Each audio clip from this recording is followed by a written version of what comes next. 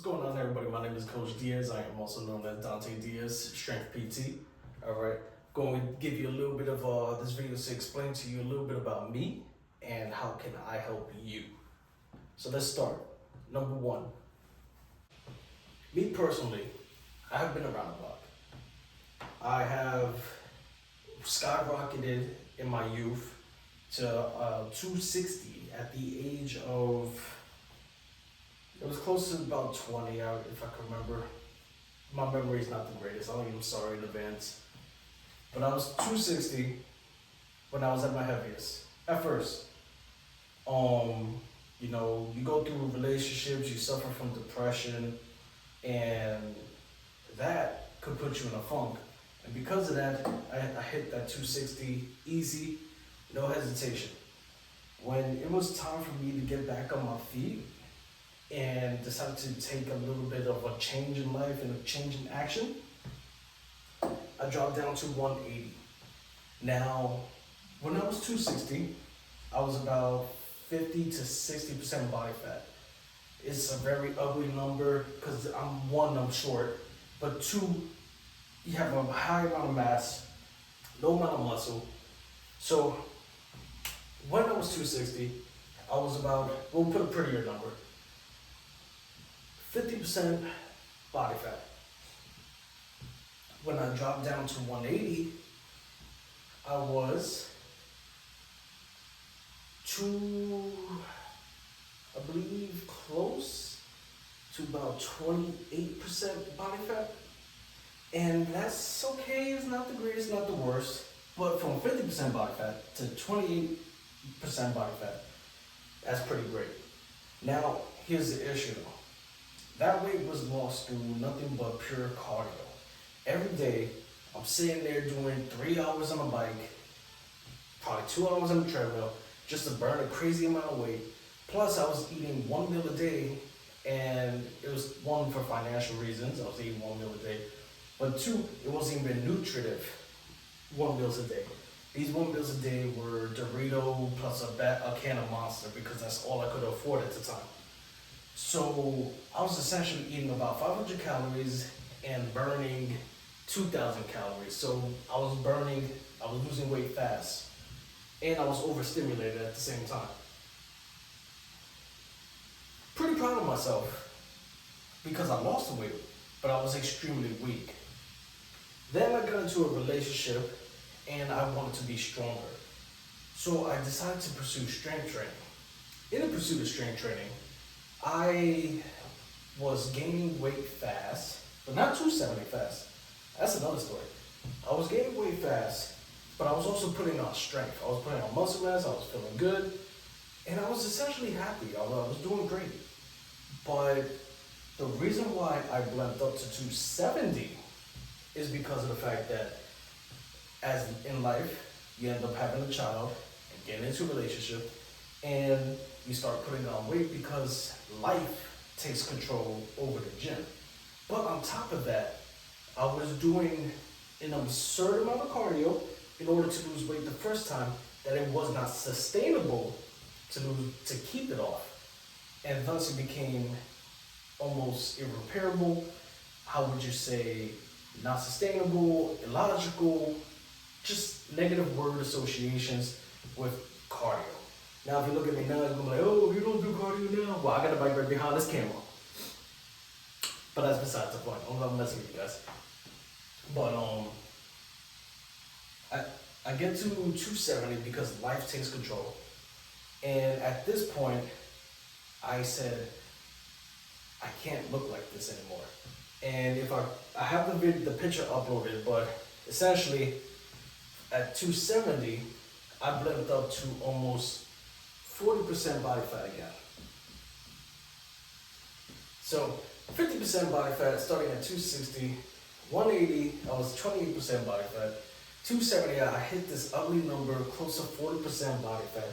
But thankfully, I did start building muscle, so I wasn't the same type of build as the first time. Now, I'm about 240 on a good day, about 245 on a bad day, you kind of get some snacks. But that's besides the point. And for me, I recently tested myself. I am at 35-ish% body fat. Now the test is not the calipers because one, it's hard to do self calipers, but two, also I use the BMI, the BIA scale, a body impedance electric. Either way, I use the scale, but you gotta make sure when you use the scale, keep it consistent. When you use the scale, make sure it's the same time every day. Make sure that's the first thing you do. So right after you relieve yourself on the bathroom, flush all your movements, then weigh yourself. And this is going to give you the most consistent amount of readings. And then you monitor for trends. Now, does it mean it's accurate? No. Does it mean it's consistent? Yes, as long as you are consistent. That is a very important word, consistency. So, now I'm at 240, 35% body fat, and I am at essentially a lifetime strongest I have ever been. All right, so that's part one. Number two, about what you need to know about me. Number two, about what you need to know about me is that I'm a ACE certified personal trainer. Now, ACE certified stands for American Council on Exercise, and this is my certification. I have passed the test. I learned all the basic fundamentals. Not saying that a certification is going to be putting me higher than a person with a master's in kinesiology, but it does give me some credentials, some credibility, and most of all, insurance reliability. But that's not the point. I'm ACE certified, been around the block. I've been personal training for almost, I started in 2018 with friends. And then I got certified at 2021. Yeah, I was certified in 2021, and it started in Planet Fitness. That was my first job at Planet Fitness. I was a personal trainer at Planet Fitness, and back then, I was weighing somewhere in between, I would say about 240, funny enough. I was about 240, but I was also a little bit chunkier. So I was 240, a little bit chunkier, weaker, and I was the personal trainer at Planet Fitness. This was a issue for some people because one, when people see a personal trainer, they say you gotta look the part. So I didn't look the part. Two, I didn't have the experience. But that's why anybody who wants to become a personal trainer, start there. Start on Planet Fitness. There's no better place to get your foot in the door because one, it's supposed to be free for most locations, but two, you get a great amount of experience if you do it right. If you do it wrong, well, that's something else, right? So, ACE certified, first job Planet Fitness. Second job after Planet Fitness was Equinox. It was a beautiful learning experience. After Equinox was Crunch. Crunch taught me how to sell. And then after Crunch, I became self-employed and I worked for myself. Number three is that my specialty and what I like to focus on is body transformations by strength training. So as a person who was 260 pounds and dropped down to 180 through a cardio-only method, I learned that yes, it was effective, but it wasn't sustainable. And thus put me back into that 99% category of people who, when they diet, end up failing their diets because they will put the weight right back on. Is it 99%? 95%? Whatever the case might be. 95% of people who go on a diet to lose weight end up putting it back on, and thus essentially the diet failed, right? But that's because they're not strength training. By strength training, this allows you to keep your muscle mass and swap out your fat for muscle tissue. Now, granted, it's not a one-to-one ratio, but by having more muscle tissue, it allows you to have a higher metabolic output, and thus allows you to burn more calories. By burning more calories, you lose more weight or more fat if you do it right. So my clients, they do body transformations through strength training. Cardio is okay, but you're going to build your metabolism and you're going to focus on your diet when you work with me. So that's number 4 right there.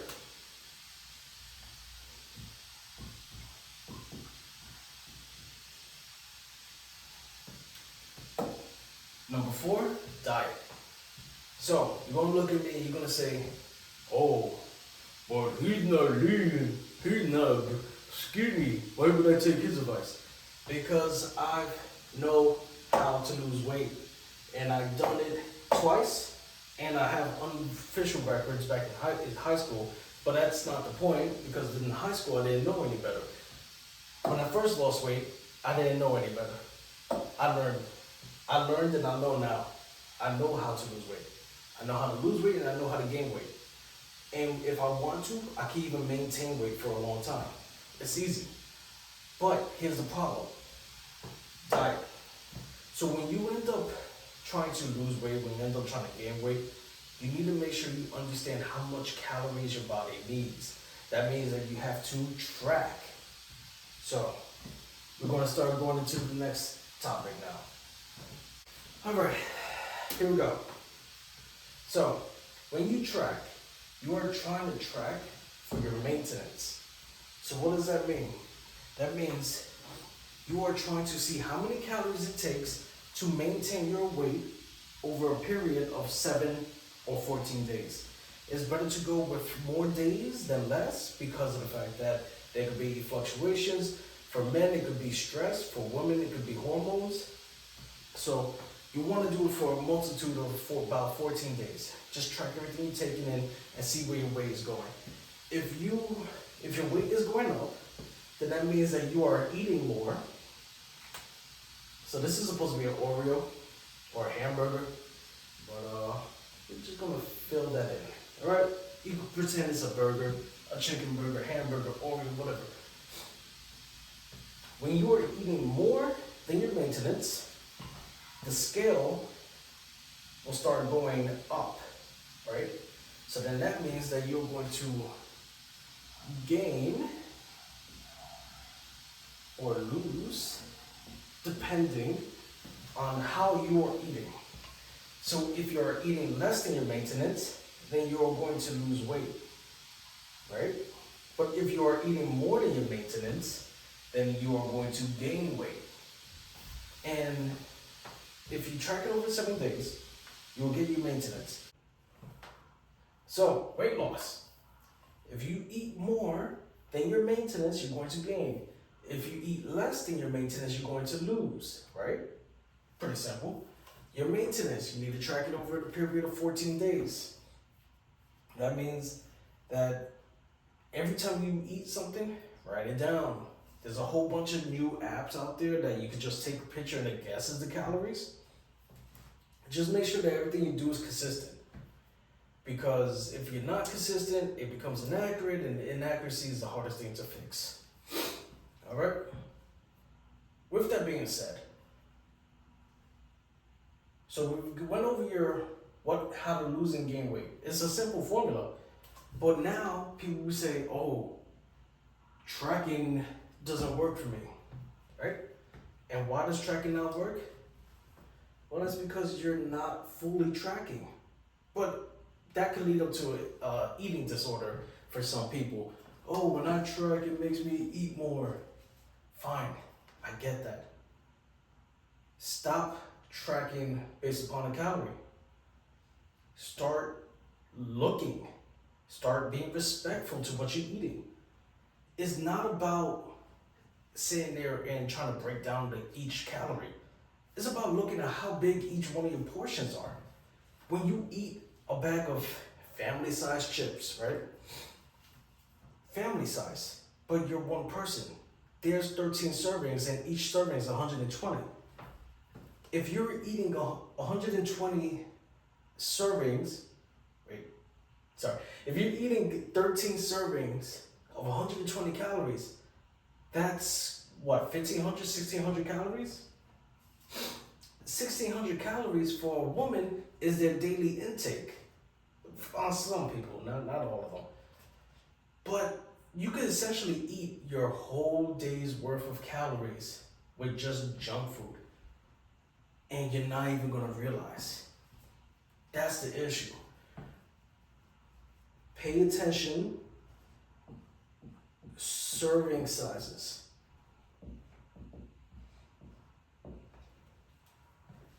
look at the serving size. If they say one serving is 10 chips, those 10 chips is 120 calories, right? What ends up happening is those 10 chips can fit in the palm of your hand. Now, how many palms do you take? Oh, you took 6 palms of chips. You just had 6 servings. 6 times 120, that equals 7. 6 times 120, 6 times 2, 8, right? 6 times 2 is 12, carry the 1. You just ate 720 calories. And if you're a woman, that 720 calories could have been half of your daily intake. Because for women, your intakes are lower than men. One, because you don't have muscle mass in the same respect of a man. So what ends up happening is you have a less metabolic output. Because you have less metabolic output, you have less room to snack on. So please be careful when snacking, okay? If 10 chips could fit inside one palm of your hand, one palm of your hand is you do 6 servings in that one little session. You just ate 720 calories, which is about half of your daily intake. You still only have another 700 calories left. And if you are eating takeout, the average takeout meal these days, the average fast food could be anywhere between 700 to 1,200 calories. Easy. Chinese food, those little Tupperwares, the silver foam containers, those are 1,200 calories. Fast food, one meal with soda is 1,000 calories. So with just one order, plus maybe a bag of chips, your little party-sized chips, you just hit your maintenance.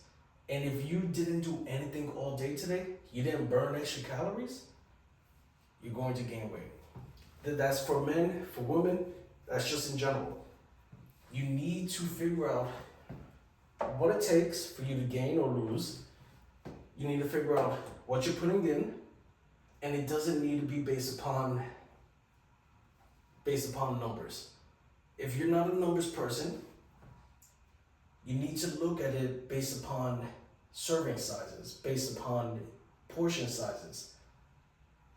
If you are not looking at numbers, you want to get rid of all the processed food and start eating whole foods, because whole foods are smaller in calories, bigger in volume. So we talked about that you need to look at your nutrition, right? So we spoke about diet. We spoke about the basic steps. And I'm going to go into more details again in another video as I get more comfortable doing this, because this is actually very uncomfortable for me. It's my first video doing this stuff, so I hope you guys enjoyed. But with that being said, we talked about why you need to track your maintenance and track your input. But now let's talk about output, right? So when we first think about weight loss, I want to lose weight. All right, I'm going to go to the gym and do 30 minutes on a Stairmaster, right? So cardio gym, we're going to start with number 1, brand new to gym, right? So you go to the gym, and the first thing you do is 1 hour on a bike.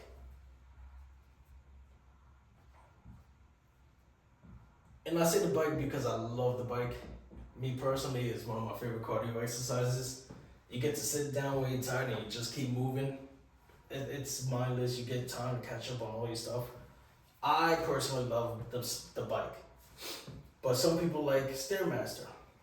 Either way, 1 hour bike, 1 hour on Stairmaster, and you sit there, you're burning the sweat. The machine says you burnt 500 calories in that 1 hour, right? So wow, I burned 500 calories. That's great. That's the first day. And then every day for the rest of this month, you kept going. And so you try to burn 500 calories. Now, here's what happens and why it becomes unsustainable. Because you get good at burning 1 hour on a bike at 500 calories. So now, if you do not change, and this is the most important thing,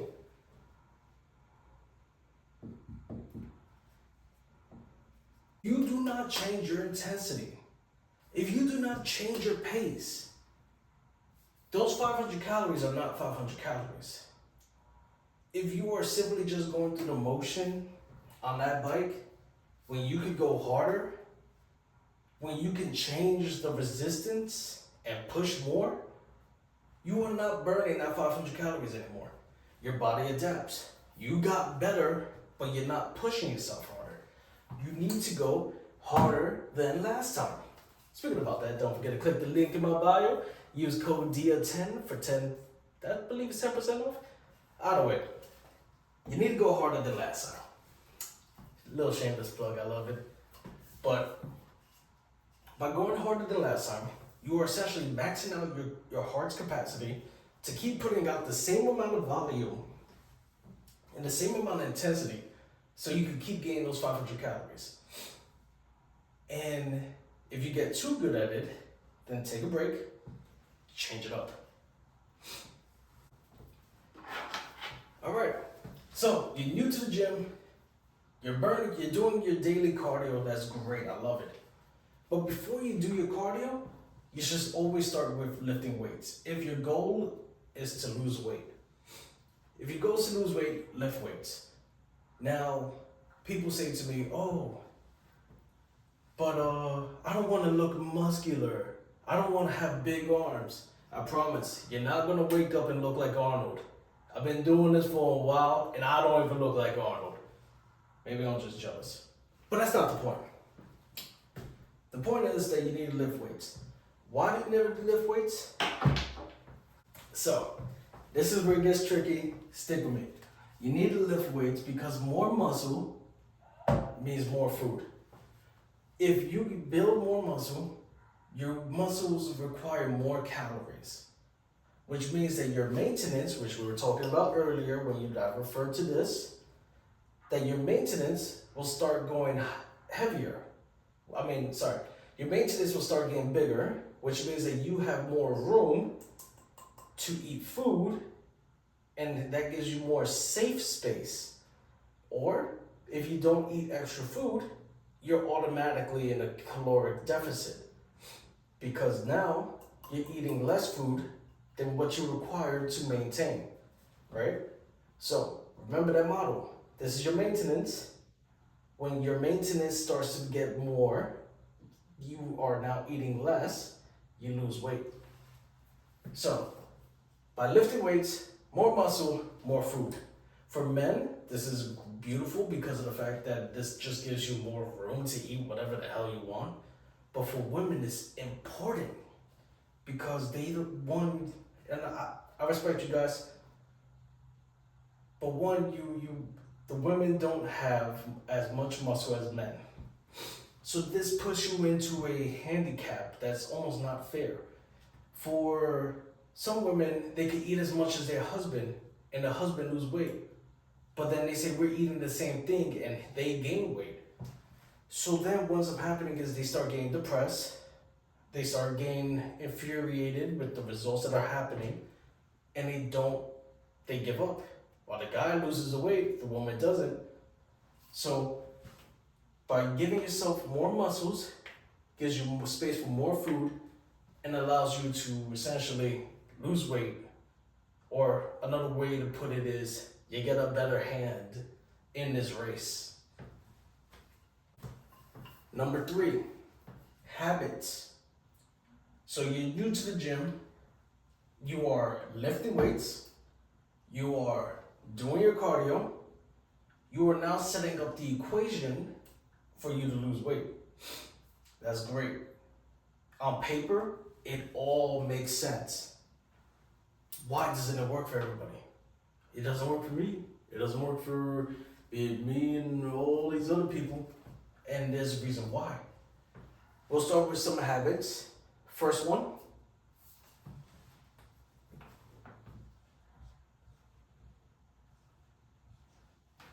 The first one is sleep. So you need to get about 7 to 9 hours of actual good deep sleep. There are people that can function on 5 hours, but that's the key word, is function. You need 7 to 8 hours of good deep sleep. So we're gonna just use the beautiful number of 8 hours. You get 8 hours of deep sleep. That doesn't mean that when you go to bed at 12 p.m. and you wake up at 8 p.m., that doesn't mean you got 8 hours of sleep. That means that you went to bed and you woke up. But real sleep starts at, if you, in a perfect world, you went to bed at 12 and real sleep starts at 1. It takes some time to calm down. Establish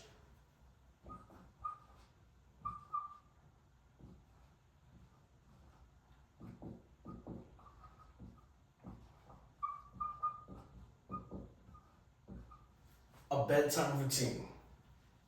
By establishing a bedtime routine, that means, according to some people that I watch, Mind Pump, Jordan Syed, these are great people in the industry.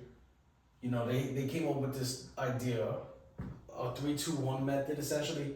3 hours before bed, you are going to, I believe, 3 hours before bed, you're going to turn off the lights and start dimming them down.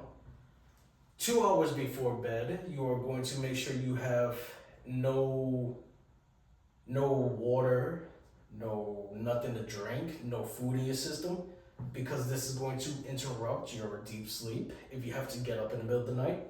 And then 1 hour before bed, you want to turn off all electronics. No TV, no phone, put all that away. In the perfect world, that's great. In the real world, just establish some nighttime routines that are consistent. So what that means is that you take the shower at the same time every night. You make sure that you already finished everything you needed to do 1 hour or 2 hours before you went to bed. 1 hour before you go to bed, you start usapping, you start relaxing, you start calming yourself. This way you can establish a bedtime routine and 8 hours of sleep. So why is sleep so important? Sleep is important because what ends up happening is when you don't sleep, you create poor choices. These poor choices create bad habits such as snacking through the middle of the night, such as, going to the refrigerator, grabbing a bag of chips, going to the fridge, drinking a little bit of soda, all right? So you just want to make sure that by getting the proper amount of sleep, you make the right amount of choices. When you are lacking sleep and you have to go to work the next morning, you didn't pack your lunch. You're gonna go to the store, you're gonna have fast food, and guess what? Now you're gonna have 1,200 calories and your budget is only 1,400, 1,500. If you're a woman, for a man it's 2,000. You're gonna end up eating almost all your calories outside before you get home, and then you're gonna have dinner, and then you're gonna overeat your calories. So, habits, sleep, make the right choice. Go to bed on time. You go to bed on time, you're gonna make better choices. This next one is a fun one. Not everybody could live this life. I have clients that don't even live that life. I just make sure that they give me the minimum in order to succeed. They don't need to give me the next one. The next one is processed food. This is a lot harder. People that have kids, you want to get snacks, and it's easier just to give them something that comes in a wrapper. It's easier just to order fast food. Processed food is anything that is multiple ingredients that doesn't come from nature in of itself. Now, you can be pedantic, you can get complicated about this. Oh, well, everything's chemicals. We're gonna keep it simple. If it's not fruit, veggies, or something you cook yourself, We don't want it. Reason why? If it's not something you cook yourself, we don't want it. The reason why is because half of the processed food is calorically dense. You know, I have a daughter, we have fruit snacks in the house, but the problem about fruit snacks is that each one of these fruit snacks is about 70 calories. And that's on the good side. Now, because it's 70 calories, what ends up happening is that one ain't going to satisfy me. I'm a big man. And you're going to end up eating 2 fruit snacks. And that's if you can control yourself. That's 140 calories. But we're not, that's if you can control yourself. I know people out there that could grab 4 bags of fruit snacks down real fast, and they still don't feel full or satisfied. That's important. You are wasting calories with food that doesn't satisfy you. And if it does satisfy you and doesn't leave you craving for more, that's perfect. That's beautiful. But for people, if you are like me, these junk foods create more habit, more. If you're people like me, these junk foods make you more hungrier. They make you more insatiable. They make you more quenchy. Oh God, that's a terrible word. They make you crave more. They make you crave more. And that creates a cycle.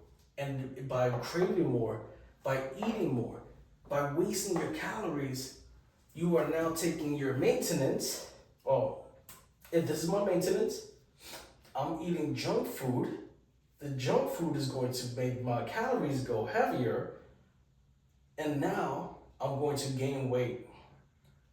You want to make sure that whatever you eat is calorically empty, essentially, but still filling.